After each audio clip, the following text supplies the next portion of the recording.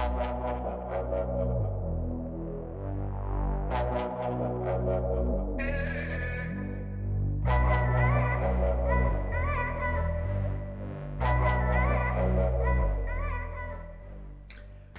I bet a lot of you are wondering what I'm going to say about this episode, at least for once I've come back to see the Z-Man show. Welcome back to the show, everyone. Getting straight into it right here.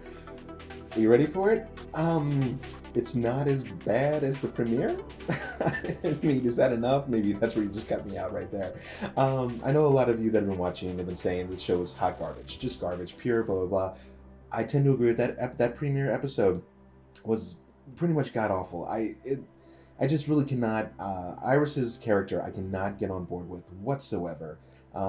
We talked a lot about that. And then this episode, I'll tell you, from the start, I was really, really worried. Super worried. When we finally get to see the scene of her killing that zombie, and Felix is giving the instructions in the background. So let me put this out there real quick before we even get into all the details and stuff. I think I kind of understand. I think this show is showing us some extremely ill-prepared young teens going out into the wilderness for a Goonies adventure to try and save Iris and Hope's father. Okay, that's pretty much what this is, and they're gonna need a little bit of help along the way, and maybe that's where Felix and it's at Huck. But watching Iris, I mean, that was brutal. It was brutal trying to figure it out. I mean, it literally looked like I think my son could kill my son is 9 years old. I think he could kill a zombie better than Iris did. I absolutely, and not just because he's a boy. Just because I think he could put 2 and 2 together super fast. Now, mind you, if that's a show just showing how ignorant these teens are, but dear God, why would you even think about going out into the open? I mean, there were several close encounters tonight, which, mind you, they're going to have to happen, and obviously they're not going to kill him in an instant. But I was just like, there's no way you would have survived that. When she fell off that little ravine in the beginning and wakes up, and that zombie's just laying there right there, and then she has the chance to kill it, dead to rights. She throws up on it. She kind of chuckles and laughs. You know, I think that all the more makes me dislike her character even more. It's disrespectful to even the dead, and I know that seems like really stupid, right? But I'm having a moment here. I'm seriously thinking about this. Like, I've always watched, when I was watching The Walking Dead, and I was always thinking to myself at all times, put them out of their misery. I mean, and some could argue they're gone. They have no. We don't fully know that. I mean, yeah, their brains are gone, stuff like that, but. You know, it depends on where your religions are and how you see things, but I'm just like, maybe they still have a soul, maybe there's still something there of them just walking around. You know, I would not want to be one of those. I would want to kill it and take it out and put it to rest. Not to mention one less walker on this earth. Empty, mind you. I digress. I'm sorry, guys. I just, her character, but I liked Hope. When she kind of looked over, she goes, "I'm sorry." I mean, that was interesting. So I'm already saying that this episode had some highs, and it definitely had some lows. So, and by the way, Hope, Iris, I don't know why I'm so damn confused. Iris is a character that I think we're supposed to really get into, because she's supposed to be our favorite heroine or one of them at least. But I'm definitely digging Hope so much more than Iris. So much more, like 1,000 times percent. She's just more realistic to things, and she's just more open. Her eyes are open, really, and maybe it's because of what happened to her when she killed that woman at such a young age, and having to be exposed to that and have to lie, and that's deep. That's deep for a child. So maybe that's what that is. But, this episode continued to go on, but then it started to get a little worse, right? I mean, because they get the bowling ball, and I'm like, out of all the things you find a bowling ball, I mean, you guys are supposed to be quiet, right? I mean, they at least did teach you that in your survival school, right? Mind you, Felix's whole premise of avoidance and everything else, well, yeah, obviously you want to avoid the walkers, but his whole thing, like, yeah, if the head thing doesn't work, sweep the leg. I'm thinking more like, if the head thing doesn't work, you're probably dead by that point anyways. Now, if he's saying it's a Hail Mary thing, and try and sweep the legs and get it down to the ground, oh, God. I mean, okay, sure, maybe. I'm sorry, guys. It's just frustrating. I mean, even, I was kind of liking Felix and Huck, because I was like, at least these two are pretty savvy. I don't see him do anything too stupid, right? Well, Felix has some anger issues. We'll get to that. He's an angry elf, but we'll get back to them. But yeah, just watching these teens, and they can't even commit to a kill. And then we see, it could have been the worst thing when they're all sitting around and like, we see that blaze of Gory, this huge fire, this tire fire that's been going on for ages. And I guess since the apocalypse started, or maybe just a little bit after that, and it just keeps growing and growing and destroying the walkers. At least they gave us some landscape. Interesting story, kind of a little bit of history lesson, because we're figuring things out. I don't mind that so much. I do mind that they were walking around that area barely coughing for most of the time, but okay, whatever. It doesn't matter. But what I did find terribly, terribly awful, stupid, whatever, is basically when Elton is talking or whatever like that, and he's talking about his little science project, and he wants to spray the zombies and figure out the herd patterns, because that still matters, right? But that's what he wants to do, okay? And he gets caught off guard by a zombie right behind him, and his reaction is take the spray can and spray it as he falls down. That right there should have been his end, right there. Just proving that you cannot survive an apocalypse like that. There is no way. I can't even. The writing, it's. I understand if these teens are going on a journey, maybe you should have expanded a little bit more. Instead of maybe it should have been more like 6 or 8 or something, and actually up the ante. So as these teens start on this journey, they start getting killed off along the way, and it's showing the seriousness. This is the choice you made. Instead, they're doing it like it is. It is kind of like a Stand By Me version of Walking Dead, like with some woke elements, a lot of woke elements, in fact. But well, I can go with it if it makes sense for the story. Which I want to mention one of those that happened tonight, and I had actually missed this on the first run through. My wife and I started the episode. Somehow it had skipped in about 8 minutes, and we missed the whole front part of Felix and his father. I got to tell you, now I know and I realize that including homosexuals and their presence in film or whatever is a big thing these days. Okay, if it makes sense for the story. In this one, it is part of the story, and so I didn't mind it too much. But what I was really enjoying was the performance by the two actors, at least in that scene. And I was just like, wow. I mean, because this is true to life. I mean, his dad was being a complete dick. Just that's all there is to it. And not accepting his son, telling him to leave, and that's it. And I know that's for real, for sure. And it was a very powerful scene, I thought, for what they were just trying to get along. And okay, so Felix is gay, not a big deal. It doesn't really change my thoughts or his character, whatever. He still learned to survive. He still managed to be, a human being in the world and survive into the apocalypse. So, but then those flashbacks are showing him going back. He runs back. I mean, it shows what a character he is. To go back all the way from the campus and run, what did he say, 2 days to get home? Now, mind you, the scene was god-awful. The boy screaming into the house. It was just underacted, overacted. Both. It was not good. But the parents yell out, "We don't need you." Now, it's only the dad who does it, which I have to be like, why don't we ever see the mom in this? Because I think she was still part of the picture, because he said, "We don't need your help." So they're still together. So I guess they didn't add her just to save time, just to show what a jerk the dad was, and then assume the mom was just a jerk just as much too. Maybe not. What do you guys think? Do you think that scene with Felix was needed? Was it necessary to build on him as a character? I think it shows he has some solid anger issues, and they're warranted. And I think it is actually part of his story, and I think it was absolutely needed. So I'd be curious to know what you guys think on that too. Other than that, them making their way and the decisions, the whole seeing Iris just sit there, or when they're getting ready to make their move, and she's coming up with the battle plan. She's like, the fence goes along this side as far as we know, and so they have to be coming in from the east. How do you even know that? I mean, how do you really know that?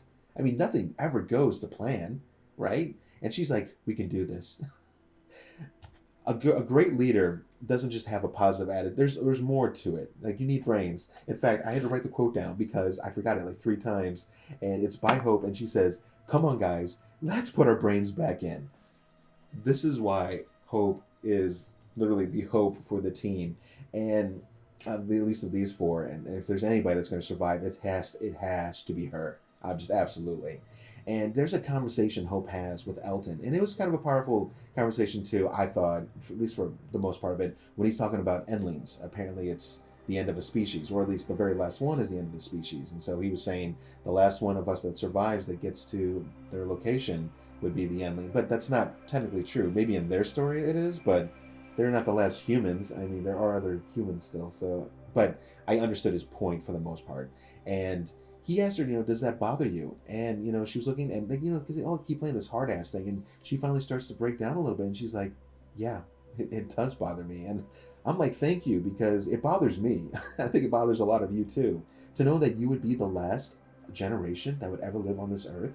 I'd like to think a little bit better. It's so odd. You was being a pessimist and a realist all at the same time, which you can do that, but I was just like, I don't know if I ever want to talk to you anymore, because you are the Debbie Downer of all. Or whatever. I couldn't. I just really didn't want to talk. I didn't want to hear any more he had to say. I was just like, man, you are depressing. And there could still be hope if you wanted there to be. And maybe that's just the dreamer, right? Maybe that's just me. Maybe I'm just dreaming. But I usually consider myself a pessimist. Anyways, moving on. The episode, they tried to get through that fire in the areas, and it got a little hectic, got a little crazy.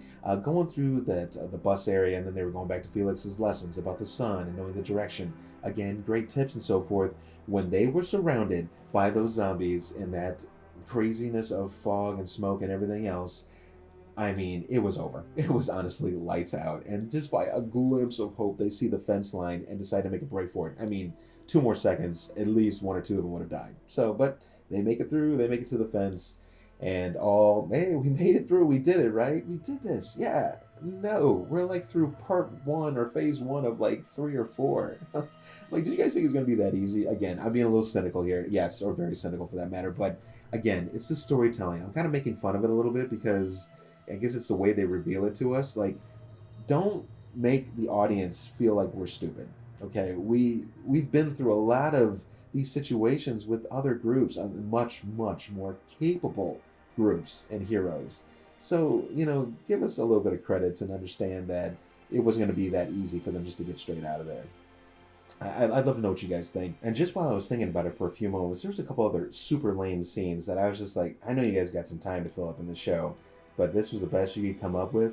So tell me how many of you were cringing like freaking crazy when you saw Hope bust out the bowling ball, Mo something, Mo. I don't even care. I don't even care to remember what she even said, and so they start rolling it between each other.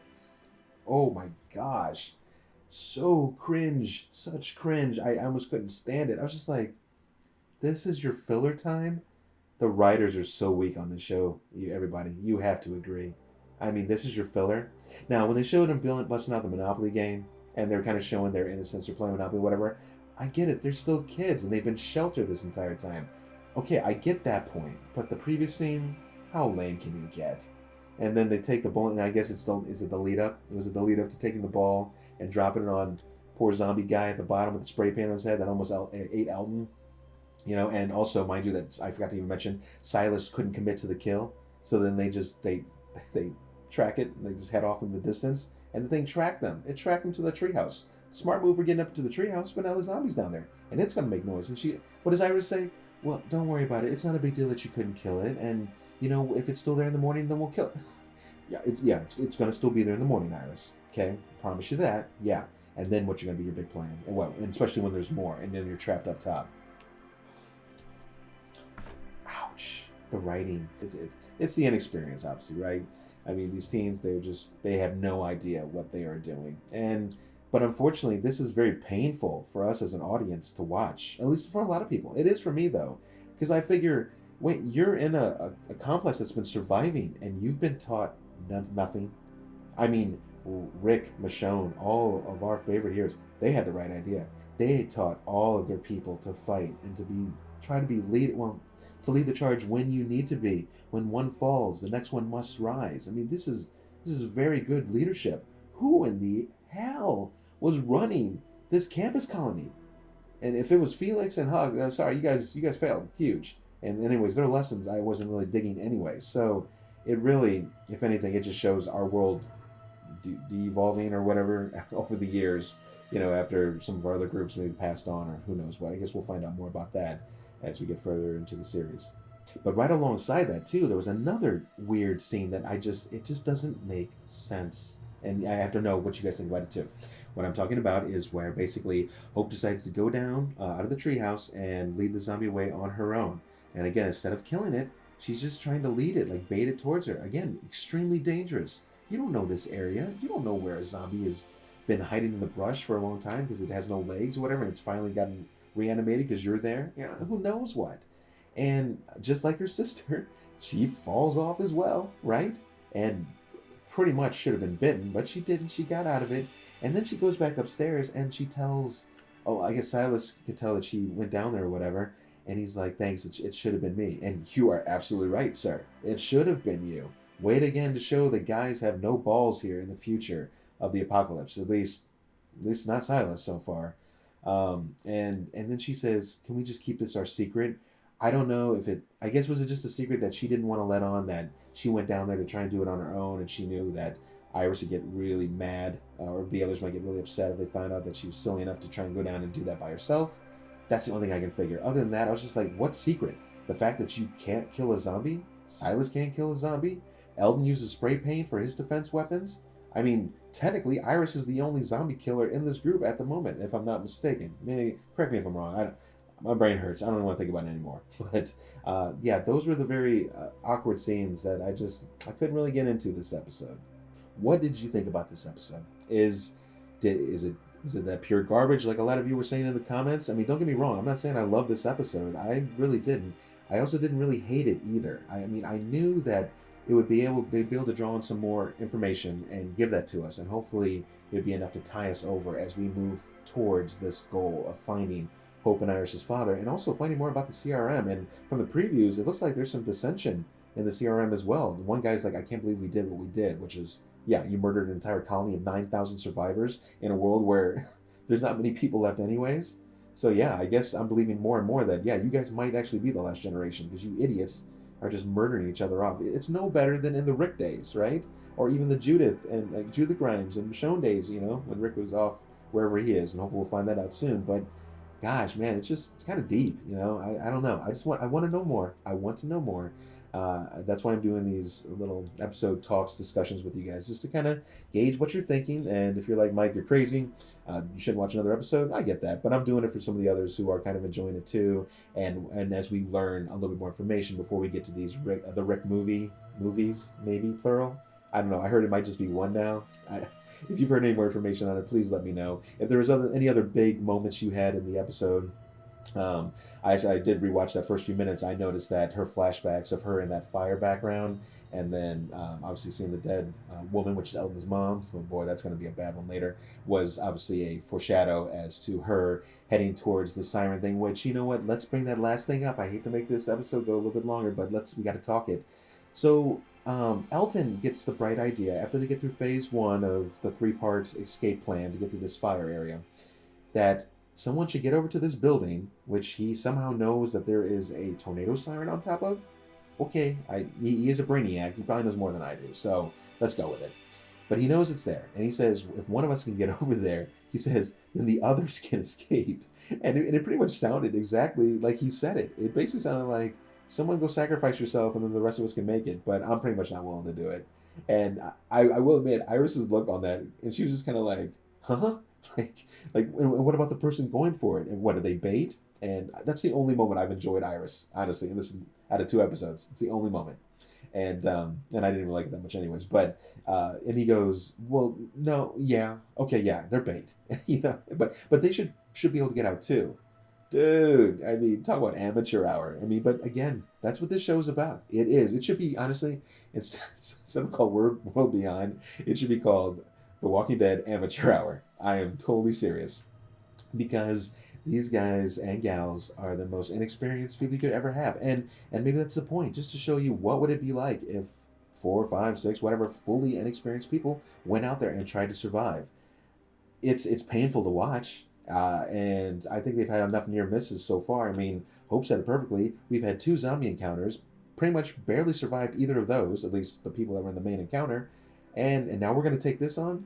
I fully agree, but no doubt, if they didn't, then there would be no show and there'd be no episode to continue watching. So this is the arena we find ourselves, people, like it or not. So I know a lot less people are probably going to tune into this episode because a lot of them are probably already given up on the show. But if you are staying with it, let me know what you thought. Let me know if you think I'm off on anything. That's fine too. It's just an opinion. It's just for us just to talk. Let's get some conversation going. So I am Mike at the Z-Man Show. That's zombies, movies, and more. In case you're wondering, you may think it's a stupid premise, but at least I like it. So I got that going for me. Make sure to come back out on Wednesdays when my good buddy of mine, Adam Kurtz, comes out and we talk all things kind of movies. We've been talking 80s flicks. We're going to talk a few more horror flicks. We're going to talk some Friday the 13th versus Halloween, which is the stronger, serial killer murderer guy. Is it Jason or is it Michael Myers? And we got a lot of other fun stuff coming your way. So make sure to come back, check us out, like and subscribe if you are enjoying. And everybody, I will see you guys at the next review. See you.